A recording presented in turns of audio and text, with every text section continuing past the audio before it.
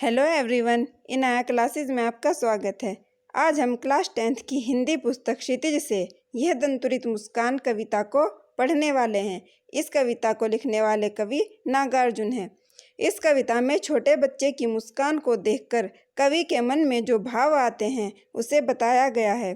चलिए कविता शुरू करते हैं। तुम्हारी यह दंतुरित मुस्कान मृतक में भी डाल देगी जान। दंतुरित मतलब बच्चों के नए नए दांत जो निकल रहे होते हैं। कवि छोटे बच्चे को देखकर कहता है कि तुम्हारी नए उग आए दांतों से युक्त मुस्कान इतनी मनमोहक है कि यह किसी मृतक यानी मरे हुए इंसान में भी जान डाल सकती है। मरे हुए इंसान से यहाँ मतलब है कि जो भावहीन, उदास और निराश हो, अगर वह भी इस मुस्कान को देख ले तो उसके अंदर भी जान आ जाएगी। धूली धूसर तुम्हारे ये गात, छोड़कर तालाब मेरी झोंपड़ी में खिल रहे जलजात। धूली धूसर मतलब धूल मिट्टी, गात मतलब शरीर, जलजात मतलब कमल का फूल।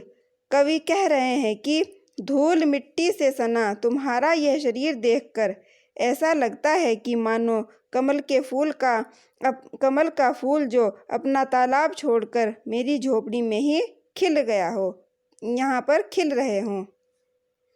परस पाकर तुम्हारा ही प्राण पिघल कर जल बन गया होगा कठिन पाषाण। परस मतलब स्पर्श, पाषाण मतलब पत्थर। कवि कहते हैं कि तुम्हारा स्पर्श पाकर तुम्हारा ही प्राण जो कठोर पत्थर के समान था पिघलकर जल बन गया होगा, अर्थात तुम इतने कोमल हो कि धूल से सने हुए तुम्हें गोद में लेने पर कठोर व्यक्ति भी कोमल हृदय वाला बन जाए। छू गया तुमसे कि झड़ने लग पड़े शेफालिका के फूल, बांस था कि बबूल।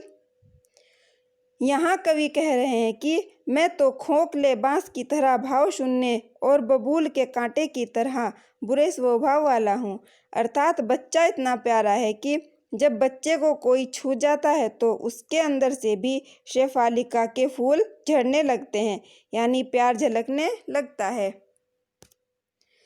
तुम मुझे पाए नहीं पहचान, देखते ही रहोगे अनिमेष। अनिमेष मतलब बिना पलक झपकाए लगातार देखना, एकटक देखना। कवि फिर बच्चे से प्रश्न पूछते हैं कि क्या तुम मुझे पहचान नहीं पाए हो? तुम मुझे बिना पलक झपकाए एकटक देखते ही रहोगे? थक गए हो आंख लूं मैं फेर। कवि फिर बच्चे से कहते हैं कि क्या तुम मेरी तरफ लगातार देखकर थक गए हो? क्या मैं अपनी आंखें दूसरी तरफ फेर लूं ताकि तुम थोड़ा आराम कर लो? क्या हुआ यदि हो सके परिचित न पहली बार। फिर कवि कहते हैं कि क्या हुआ अगर तुम मुझे पहली बार में नहीं पहचान पाए हो। यदि तुम्हारी माँ न माध्यम बनी होती आज, मैं ना सकता देख, मैं ना पाता जान। अब कवि कह रहे हैं कि तुम्हारी माँ के कारण ही तुम्हें देख पाया हूँ, तुम्हें आज जान पाया हूँ। अगर तुम्हारी माँ ना होती तो मैं तुमसे मिल नहीं पाता, तुम्हें देख नहीं पाता, तुम्हें जान नहीं पाता।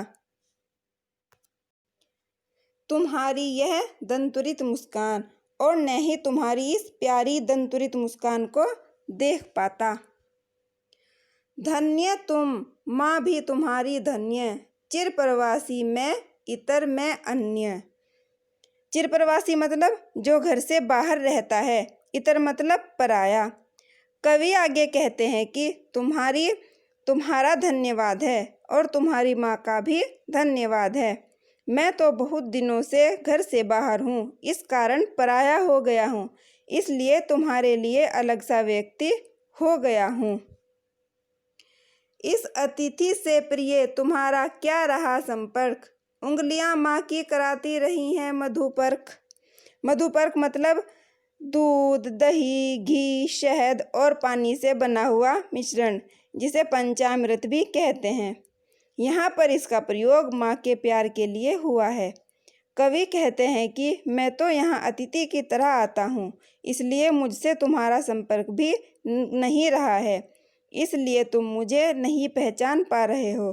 तुम अपनी माँ की उंगलियों को चूसते हुए ही पंचामृत के स्वाद जैसा आनंद प्राप्त करते रहे हो।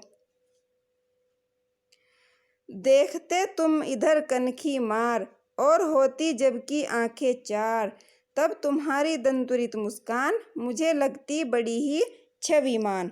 कनखी मतलब तिरछी निगाह से देखना, छविमान मतलब सुंदर।